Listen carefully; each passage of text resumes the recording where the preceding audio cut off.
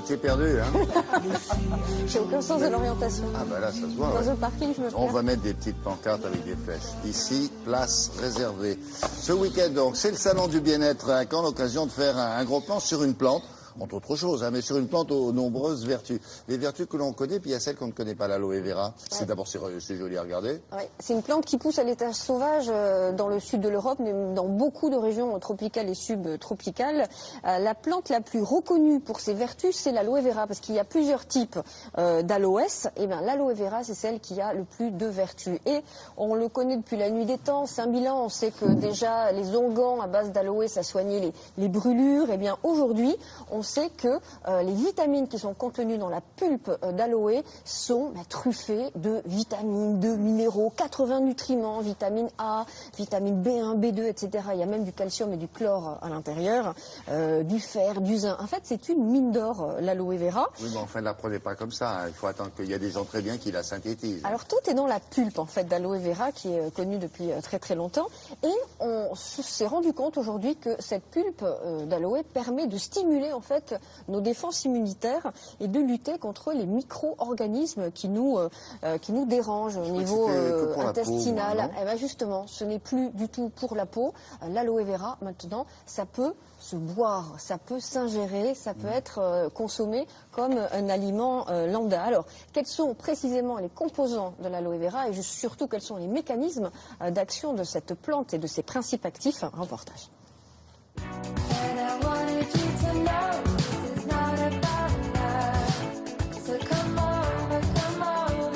L'aloe vera, c'est une plante médicinale. Médicinale, cela signifie que la plante a des propriétés bénéfiques pour notre organisme et ces propriétés sont avérées. C'est une plante grasse, arbustive, dont on va utiliser les feuilles qui sont charnues pour la fabrication des produits cosmétiques et des boissons nutritionnelles à base d'aloès. On utilise l'intérieur de la feuille. À l'intérieur de la feuille, on trouve un gel visqueux, assez épais, riche en eau, qui fabriquera après la pulpe pour l'utilisation quotidienne. Alors voici la pulpe que l'on appelle le mucilage et qui contient tous les principes actifs. Qu'y a-t-il dans ce mucilage? Il y a 99% d'eau puisque la plante stocke de l'eau et 1% de principes actifs. Les principes actifs sont très très nombreux puisqu'on va en trouver environ 250. On a une synergie de tous ces principes actifs entre eux. La sémanane, le glucide complexe, est effectivement à l'origine sûrement des effets sur notre organisme. L'aloe vera a différentes vertus. De manière traditionnelle, on sait parfaitement que l'aloe vera en usage externe, en application sur la peau, a des vertus anti-inflammatoires, cicatrisantes, hydratantes, apaisantes.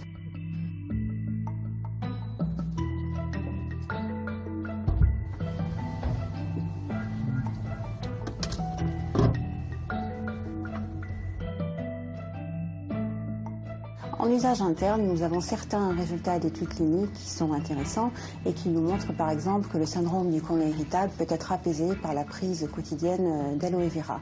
La même chose pour les ulcères digestifs qui vont être cicatrisés beaucoup plus rapidement. On peut dire donc que l'aloe vera en usage interne est anti-inflammatoire, stimule les défenses naturelles. On va aussi avoir un effet anti-fatigue, donc c'est vraiment un booster de santé.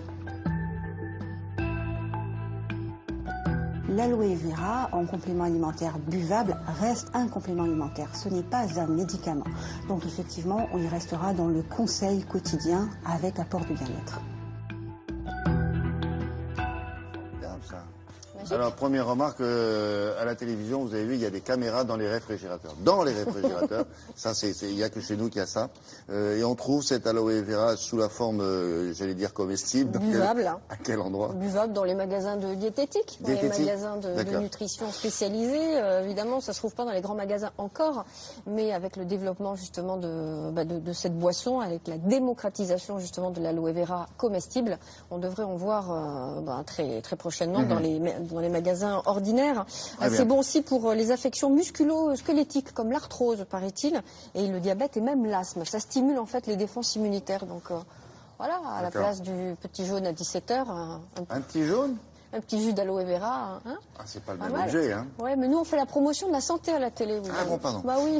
Dans l'actualité du bien-être, très justement, mademoiselle Julia du Web a des choses à vous dire. Alors ça concerne la viande et quoi d'autre?